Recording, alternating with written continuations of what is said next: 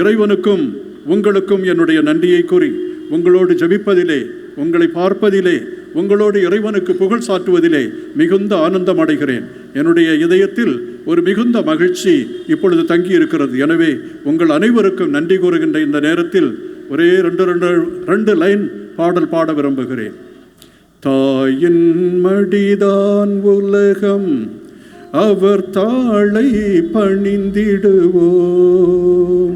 அவர் சேயின் மடிதான் மோட்சம், நம் இயேசுவை தொழுதிடுவோம். தாயின் மடிதான் உலகம், அவர் தாளை பணிந்திடுவோம். பிள்ளை என்றும் வாழ நல்லவை எல்லாம் தருவாள். பிள்ளை என்றும் வாழ நல்லவை எல்லாம் தருவாள்.